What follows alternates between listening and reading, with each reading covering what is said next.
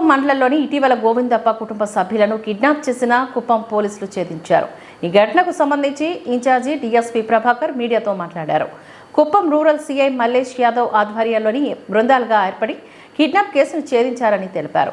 కిడ్నాప్కు పాల్పడిన 7 మందిని అరెస్ట్ చేసినట్లుగా ఆయన తెలిపారు. మరో 5 మంది పరారీలో ఉన్నారని అన్నారు. కిడ్నాప్కు వినియోగించిన 3 కార్లను సీజ్ చేయడం జరిగిందని, రైస్ పుల్లింగ్లోని 100 కోట్లు గోవిందప్ప కుటుంబ సభ్యులకు వచ్చాయనే గోవిందప్ప కుటుంబ సభ్యులను కిడ్నాప్ చేశామని పోలీసుల విచారణలో నిందితులు తెలిపినట్లుగా తెలిపారు. కాగా రైస్ పుల్లింగ్ అనే విషయం అపోహ మాత్రమేనని తెలిపారు. త్వరలోనే పరారీలో ఉన్న 5 మందిని అరెస్ట్ చేస్తామని తెలిపారు. అరెస్ట్ అయిన నిందితులపైన కడప జిల్లా సందేపల్లి పోలీస్ స్టేషన్లో కేసులున్నాయని ఆయన తెలియజేశారు. ఈ కార్యక్రమంలోని రూరల్ సీఎం మల్లేష్ యాదవ్ మరియు ఎస్ఐలు తదితరులు పాల్గొన్నారు. ఏ దాన్ని లింకప్ చేసినా కూడా సైబర్ క్రైమ్లో మోసపోయే అవకాశం ఎక్కువగా ఉంటుంది. కాబట్టి మన కమ్యూనికేషన్లో మన టచ్లో ఉన్న వాళ్ళకు తప్ప మిగిలిన వెబ్సైట్ ఓపెన్ చేయడం కానీ, మిగిలిన మెసేజ్లు ఓపెన్ చేయడం కానీ, ఒక రకంగా మనకు ఫోన్కు మనమే వాళ్ళకు పాస్వర్డ్ ఇచ్చిన అవకాశం అయిపోతుంది. కాబట్టి షుడ్ బి నీ ఫోను నీ పర్సనల్, నీ ఫోన్ మీ గ్రూప్స్ మాత్రమే, మిగిలిన ఎవరో కలుపుకొని జస్ట్ గుడ్ మార్నింగ్ మెసేజ్ చాలు మీకు హ్యాక్ చేసుకోవడానికి వస్తాం కొన్ని సందర్భాల్లో. కాబట్టి unnecessary messages, unnecessary groups forward చేయడము పెట్టుకోవడం లేకుండా మనకు అవసరం మేరకు ఉపయోగించుకొని అవేర్నెస్ కలిగి సెక్యూరిటీ వాళ్ళు బాగా పెట్టుకోగలిగితే దీన్ని ఇది అవుతుంది. మోసపోయేవాడు ఉండేవరకు మోసం చేసేవాడు పుట్టుకొస్తూనే ఉంటాడు. మనం జాగ్రత్తగా ఉండాల్సిందే.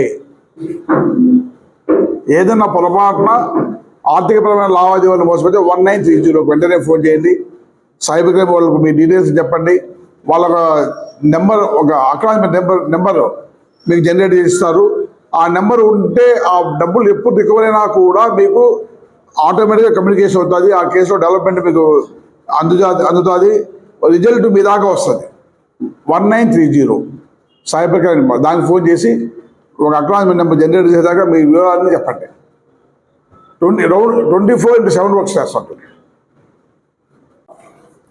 రామగుప్పం మండలంలో 14/11/2024 మిడ్నైట్ పెద్దగురుపల్లి గ్రామానికి చెందిన గోవిందప్ప మరియు అతని కుటుంబ సభ్యులను కొంతమంది వ్యక్తులు కిడ్నాప్ చేసి 3 వాహనాల్లో తీసుకెళ్ళిపోయారు.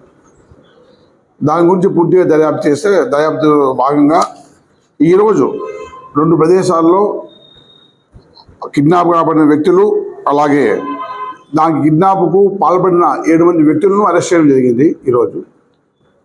దీనిపైన పూర్తిగా విచారిస్తే ఎవరైతే కిడ్నాప్ కాబడినారో ఆ వ్యక్తుల దగ్గర దాదాపు 100 కోట్ల రూపాయలు రైస్ మిల్లింగ్ దాకా డబ్బులు వచ్చిందని ఈ ముద్దాయిలకు ఒక సమాచారం రావడంతో వాళ్ళ దగ్గర నుంచి ఎలాగోలాగా బెదిరించి డబ్బులు తీసుకోవాలనే ఉద్దేశంతో వాళ్ళు ఆదాయ శాఖ అధికారులుగా వాళ్ళకి చెప్పి వాళ్ళందరినీ వెహికల్లో ఎక్కించుకొని 100 కోట్ల రూపాయలు డబ్బులు ఉన్నాయనే భ్రమతో వాళ్ళని చేశారు. తర్వాత విచారణలో వాళ్ళ దగ్గర ఆ డబ్బులు ఏం లేవు, జస్ట్ ఒకరికొకరు జిమ్మిక్స్ చేసుకుని ఒకరినొకరు మోసేసే ఉద్దేశంతో చెప్పుకున్న మాటలుగా ధృవీగా చెప్పినారు. ఎవరైతే కిడ్నాప్కు పాల్పడినారో ఆ వ్యక్తులందరినీ ఈరోజు అరెస్ట్ చేయడం జరిగింది. వాళ్ళ దగ్గర నుంచి 3 వాహనాలు కూడా సీజ్ చేయడం జరిగింది.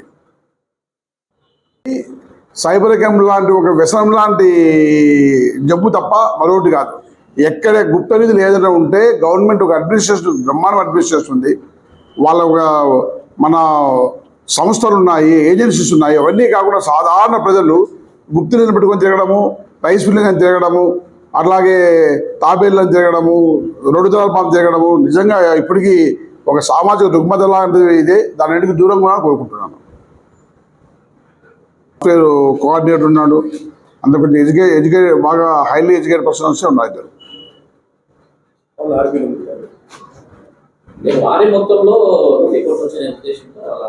అత్యాస, ఓన్లీ అత్యాస వాళ్ళకు లాజిక్స్ కూడా మర్చిపోయేలాగా చేస్తుంది. ఇది పాసిబిలిటీ ఉందా లేదా? అసలు 100 కోట్ల రూపాయల డబ్బులు ఉంటే మాత్రం ఆర్బీఐ ఎలా మారుస్తుంది? ఇన్ని రోజులు వాళ్ళ పొజిషన్కి ఇన్ని రోజులు మార్చుకోవడం కారణం ఏంటి? వాళ్ళు అసలు ఆ డబ్బులు ఎలా అకౌంటబిలిటీ ఉంటుంది కూడా లేకుండా జస్ట్ 100 కోట్ల వడుతూనే జనాలు నడిపించేస్తుంది. ఒకవేళ ఉన్నా వాళ్ళు ఎలా మార్చుకుంటారు, ఎలా అవుతారు? ప్రాక్టికల్గా పాసిబుల్ కాని ఇష్యూస్ అన్నీ అయిపోతాయనుకునే ఒక సౌండ్తో అత్యాశతో పోతున్నారు ఇష్యూస్ అనేవన్నీ. సేమ్ క్రైమ్ ఒకటి ఉంది, ఆ క్రైమ్లో ముద్దాయిలుగా ఉన్నారు.